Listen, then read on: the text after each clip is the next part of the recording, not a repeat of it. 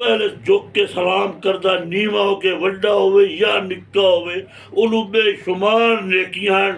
जिहड़ा तकब्बर खुदी नाल पिछे सलाम करसी वड्डे नूं या निक्के नूं, जिहड़ा सलाम में झुक के पहले सलाम करदा है, उन्हों बेशुमार नेकियां। और मेरा फौजी सलाम आए है सज्जी आंख दे उत्ते शहादत उंगली आए है, सज्जी आंख दे उत्ते ए पाक आर्मी दा सलाम तमाम नूं है। हुण पाक आर्मी कुछ बदनाम होई खड़ी, मुतलफर होई खड़ी।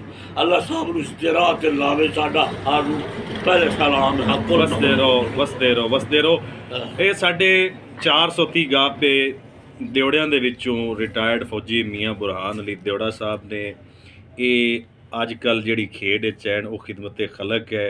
ਇਹ ਮਾਮਲਾ ਅੱਲਾ ਬਿਹਤਰ ਜਾਣਦਾ ਹੈ। ਜੋ ਰੰਗ ਵੀ ਹੈ, ਜੋ ਰੰਗ ਹੈ, ਜਿਹੜੇ ਮਕਾਮ ਤੇ ਹੈ, ਸੋਹਣੇ ਨੂੰ ਪਤਾ ਸੀ, ਸੋਹਣੇ ਨੂੰ ਪਤਾ ਹੈ। ਲੇਕਿਨ ਗਰੀਬਾਂ, ਮਸਕੀਨਾਂ, ਯਤੀਮਾਂ, ਚਰਿੰਦ ਪਰਿੰਦ ਦੀ ਹਕੀਕੀ ਅਮਲੀ ਖਿਦਮਤ ਦੇ ਵਿੱਚ ਬਸ ਮਸਰੂਫ ਨੇ। ਮਾਲਿਕ ਇਹਨਾਂ ਨੂੰ ਸਲਾਮਤ ਰੱਖੇ, ਮਾਲਿਕ ਖਾਲਿਕ ਇਹਨਾਂ ਨੂੰ ਸਿਹਤ ਸਲਾਮਤੀ ਦੇਵੇ।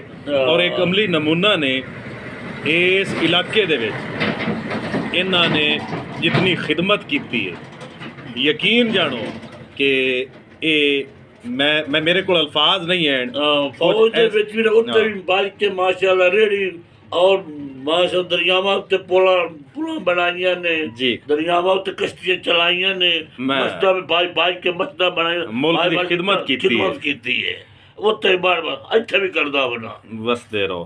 ਸੋਹਣਾ ਜਿਸ ਰੰਗ ਵਿੱਚ ਰੱਖੇ, ਔਲਾਦ ਵਾਲੇ ਤਕੱਬਰ ਖੁਦ ਹੀ ਕਰਦੇ ਨੇ। ਔਰ ਨਿਕਾਤ ਉਹ ਆਪ ਬਣਾ ਰਹੇ ਜਿਸ ਰੰਗ ਵਿੱਚ ਰਾਏ ਮੌਲਾ ਆਮੀਨ। ਜਿਸ ਰੰਗ ਵਿੱਚ ਸੋਹਣਾ ਰਾਜ਼ੀ ਹੋਵੇ, ਮਰਜ਼ੀ ਵੇਖ ਸਜਣ ਦੀ, ਜੇ ਤੂੰ ਮਰਜ਼ੀ ਆਪਣੀ ਲੋੜੇ।